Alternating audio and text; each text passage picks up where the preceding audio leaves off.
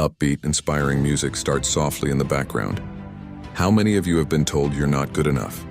That you don't have what it takes? Imagine hearing that not just from a few people, but from thousands, sometimes millions, on the biggest stage in the world.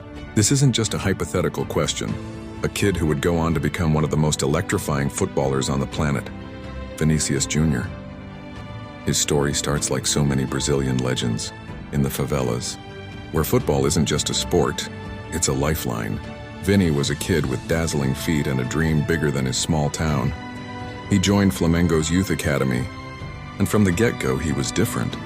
You could see the raw, untamed talent. He was all pace, all tricks, a whirlwind of potential. By 16, he was already making his professional debut. 16. Most of us are just trying to figure out high school at that age. And then the call came. The one every young footballer dreams of. Real Madrid. The biggest club in the world wanted him. For a staggering 45 million euros, he became the most expensive teenager in football history. The pressure was immense. He arrived in Madrid, a young boy with a huge price tag and an even bigger weight on his shoulders. And this is where the fairy tale almost took a dark turn. The beginning was rough, really rough.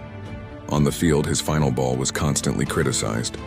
He'd beat 3 defenders with breathtaking skill, only to sky the shot over the bar or misplace the final pass. The media was relentless. All flash, no substance, they said. Fans groaned in the stands. Pundits wrote him off as another expensive flop. On social media, the memes were brutal. He was a punchline. Can you imagine the mental fortitude it takes to endure that?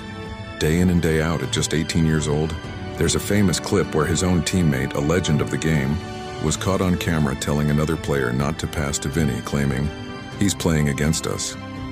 It was a devastating public humiliation. At that moment, many players would have crumbled. They would have requested a transfer, retreated into their shell, and let the critics win. But not Vini. This is the twist in his story. Instead of breaking, he buckled down. He stayed late after every training session, practicing his shooting, his crossing, his decision-making. He worked with club legends, he hired personal coaches, he studied his own game obsessively. He knew his weakness, and instead of hiding from it, he attacked it head-on. He turned the jeers into fuel. And then slowly but surely, it started to click. The raw talent began to be polished. The wild shots started finding the back of the net.